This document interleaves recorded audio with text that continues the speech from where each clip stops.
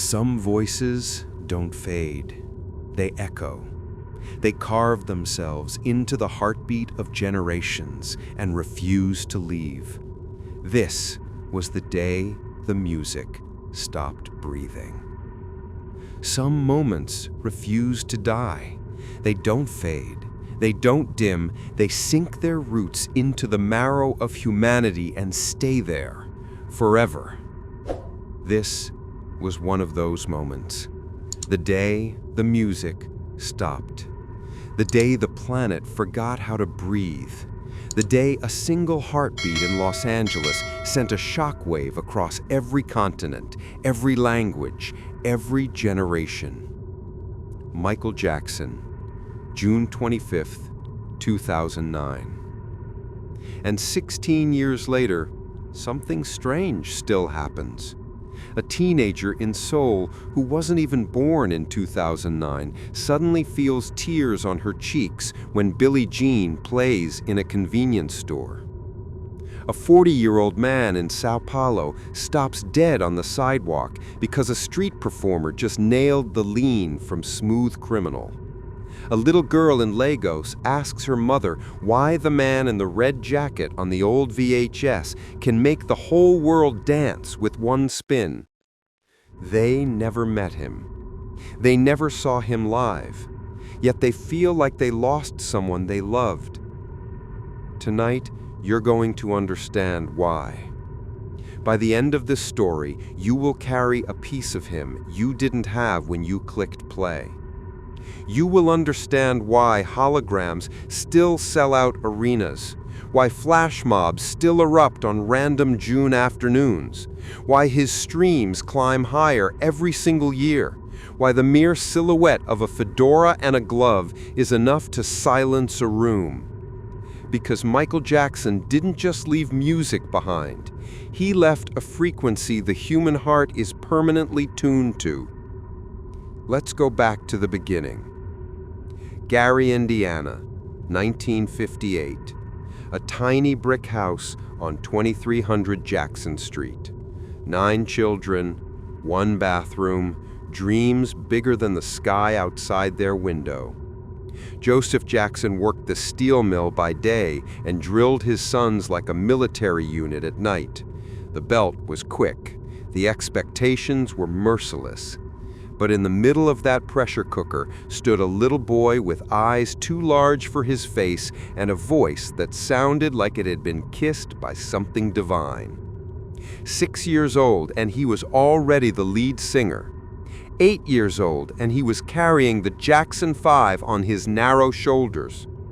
11 years old, and he was topping the Billboard charts while the rest of us were still learning long division.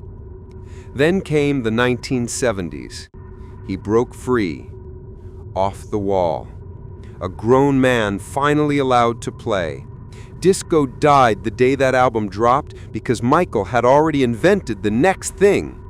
And then in 1982, he did the impossible. Thriller. Not an album, a cultural detonation. 70 million copies and still counting. 7 top 10 singles. The zombie dance that turned living rooms into graveyards every Halloween for 4 decades. The red leather jacket that became more recognizable than most national flags.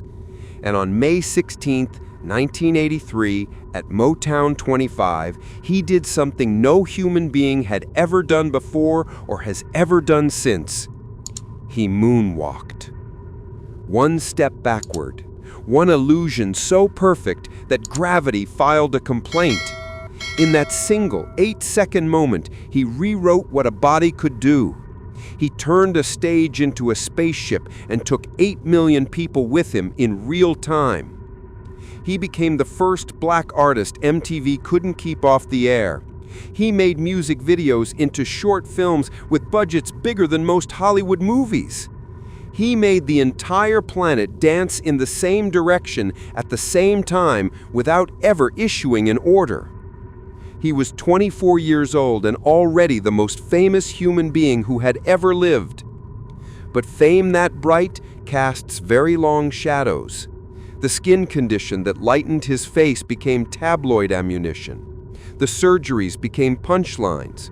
The childlike voice that never broke became suspicion.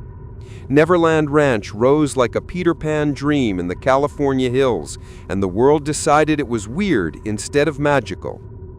The allegations came. 1993, 2005. The trials were televised circus. The media feasted. He was acquitted both times, but innocence and reputation are not the same currency. And still, through all of it, the music never lied. Man in the Mirror made strangers want to be better. Heal the World made cynical adults believe peace was possible for 4 minutes at a time. We Are the World raised $63 million in one night and proved one voice multiplied by 40 could feed nations. He was breaking and healing the world at the same time. Then came 2009. He was 50 dates at the O2 Arena in London. This was it, a comeback for the ages. Rehearsals showed a man who still moved like liquid electricity. He could still hit every note, still spin until the laws of physics surrendered. June 25th. Morning rehearsal went perfectly. He went home to prepare for the next one.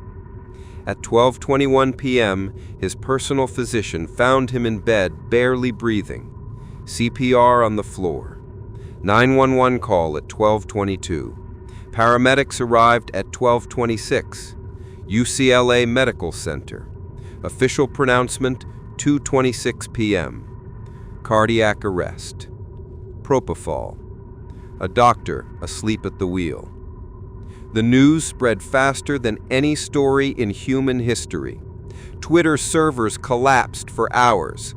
Wikipedia recorded 500 edits per minute. CNN's website crashed. In Manila, traffic literally stopped. In front of the hospital in Los Angeles, thousands gathered before the body was even cold. From Harlem to Hiroshima, people walked into the street and just cried.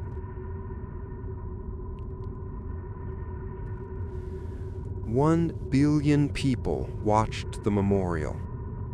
His 9-year-old daughter, Paris, took the microphone and broke 1 billion hearts in 8 words. Ever since I was born, Daddy has been the best father you could ever imagine.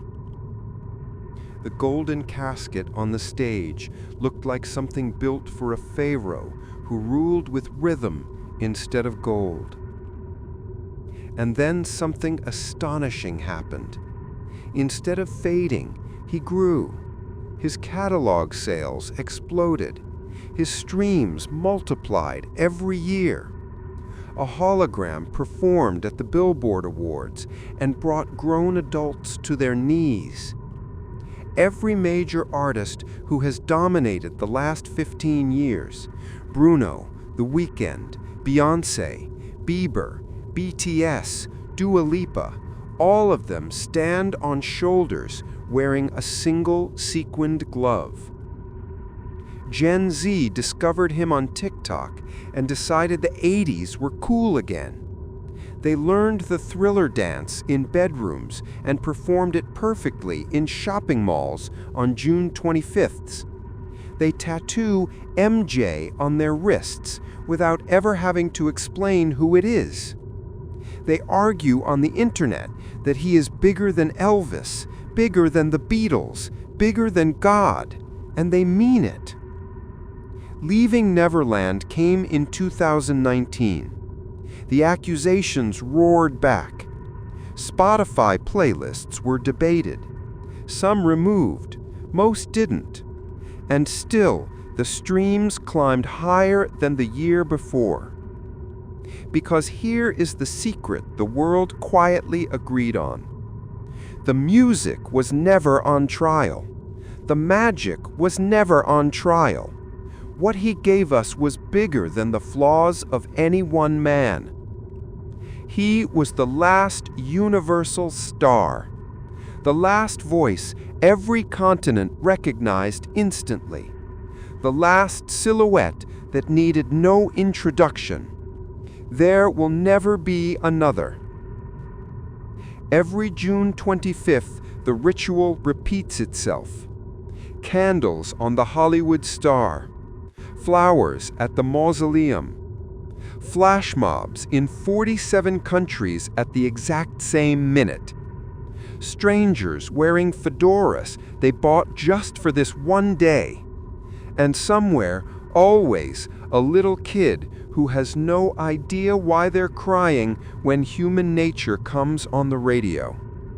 We remember because he was the moment childhood and adulthood held hands and danced.